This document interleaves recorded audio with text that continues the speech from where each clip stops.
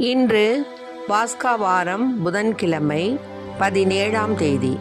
இன்று தேவன் நமக்கு தரும் ஜீவ நீர் ஊற்றான இறை வார்த்தைகள் திருத்தூதர் பணிகள் நூலிலிருந்து வாசகம் 7-8 இறை வார்த்தைகள் 1-8 முடிய. அந்த நாட்களில் எருசலேம் திருச்சபை பெரும் இன்னலுக்கு உள்ளாகியது. திருத்தூதர்களை தவிர மற்ற அனைவரும் யூதேயா சமாரியாவின் நாட்டுப்புறமெங்கும் சிதறடிக்கப்பட்டு போயினர். இறைப்பற்று உள்ள மக்கள் ஸ்தேவானை அடக்கம் செய்து அவருக்காக மாரடித்து பெரிதும் புலம்பினர். சவுல் வீடு வீடாய் நுழைந்து ஆண்களையும் பெண்களையும் இழுத்து கொண்டு போய் அவர்களை சிறையில் அடைக்கச் செய்தார். இவ்வாறு அவர் திருச்சபையை அழித்து வந்தார். சிதறிய மக்கள் தாங்கள் சென்ற இடமெல்லாம் நற்செய்தியை அறிவித்து வந்தனர். பிலிப்பு சமாரியா நகர் சென்று அங்குள்ள மக்களுக்கு மெசியாவை பற்றி அறிவித்தார். பிலிப்பு சொன்னவற்றை கேட்டும் அவர் செய்த அரும் அடையாளங்களை கண்டு வந்த திரளான மக்கள் ஒரு மனதோடு அவருக்கு செவி சாய்த்தனர். ஏனெனில் பலரை பிடித்திருந்த தீய ஆவிகள் அவர்களிடமிருந்து உரத்த குரலுடன் கூச்சலிட்டு கொண்டே வெளியேறின. முடக்குவாதமுற்றோர் கால் ஊனமுற்றோர் பலரும் குணம் பெற்றனர். இதனால் அந்நகரில் பெரும் மகிழ்ச்சி உண்டாயிற்று. ஆண்டவரின் அருள்வாக்கு. இறைவா உமக்கு நன்றி.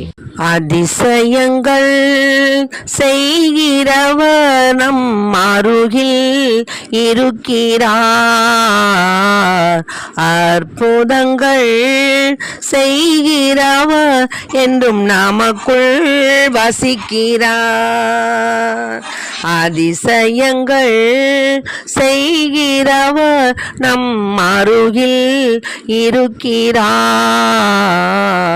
அற்புதங்கள் செய்கிறவர் என்றும் நமக்குள் வசிக்கிறார். செங்கடலை இரண்டாக பிரித்திட்டார் அதிசயம்.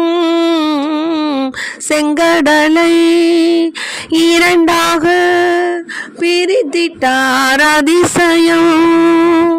பெரும் காற்றை தான் ஆணையாலே அடக்கினார் அதிசயம்.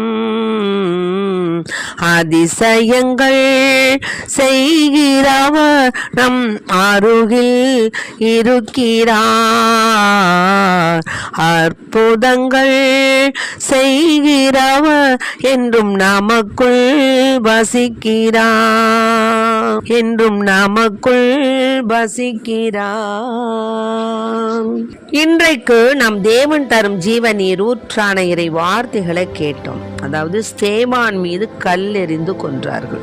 ஆண்டவர், அதாவது பாலை நிலத்துல நம் மூதாதையருக்கு சந்திப்பு கூடாரம் இருந்தது. கடவுள் மோசேயோடு பேசிய போது அவருக்கு காண்பித்த மாதிரியின்படிதான் அதனை அமைக்க பணித்திருந்தார்.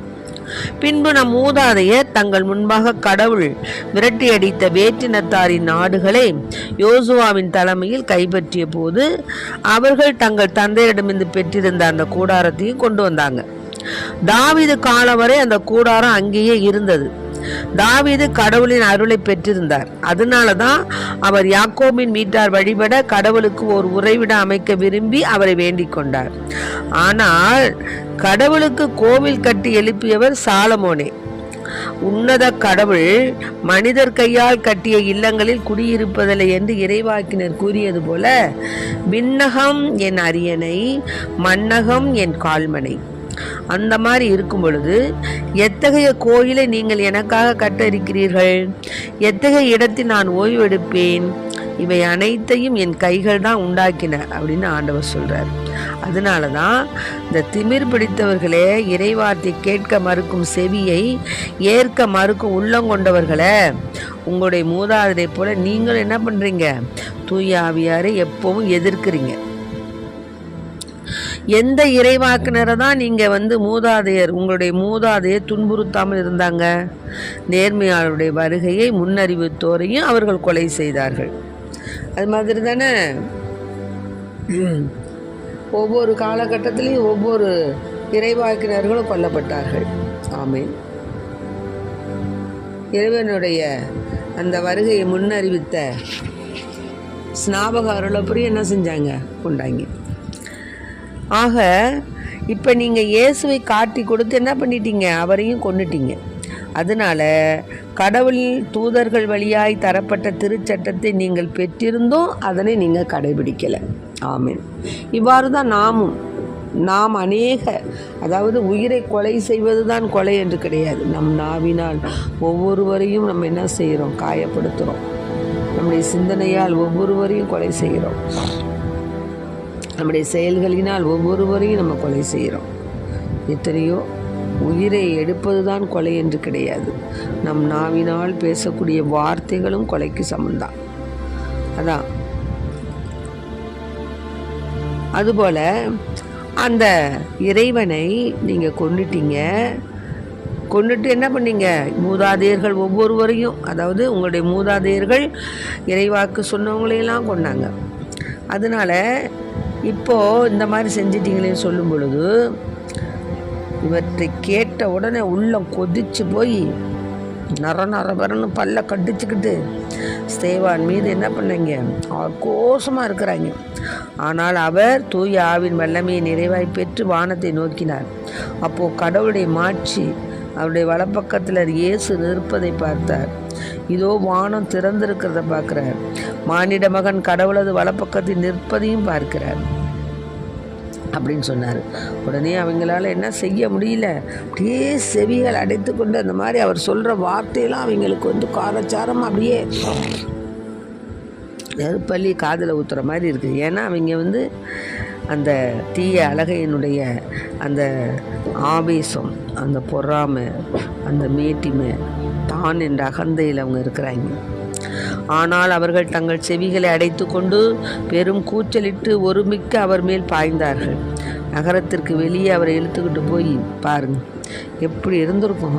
ஒரு மனிதனை ஏசப்பாவை எப்படி இழுத்துட்டு போய் அலங்க அடித்து கொண்டாங்களோ அது மாதிரி இப்போ ஸ்தேவானை பிடிச்சி எல்லா பயல்களும் இழுத்துட்டு போனாங்கன்னா எப்படி இருக்கும் நினச்சி பாருங்க. இப்போ சாதாரணமாக ஒரு குற்றம் செஞ்சவனை இல்லை ஒரு கிராமத்தில் ஏதாவது ஒன்று திருடிட்டான்னு வச்சுங்க, தொலைஞ்சான், மக்கள்கிட்ட கிடச்சானா பீஸ் ஆக்கிடுவாங்க. அந்த மாதிரி தான் ஸ்தேவானையும் என்ன பண்ணிட்டாங்க? எல்லாம் பூந்து அவர் மேலே ஆக்ரோஷமாக பாய்ந்து அவரை பிடிச்சி இழுத்துக்கிட்டு போனாங்க. அங்கே போய் அவர் மேல் கல் எறிந்தார்கள். அப்போது அவர் போட்டிருந்த அவருடைய மேல் அவங்க என்ன பண்ணாங்க? தங்களுடைய மேல் உடைகளெல்லாம் சவுலுங்க ஒரு இடத்துல ஒப்படைச்சிட்டு தான் அந்த வேலையை செஞ்சாங்க.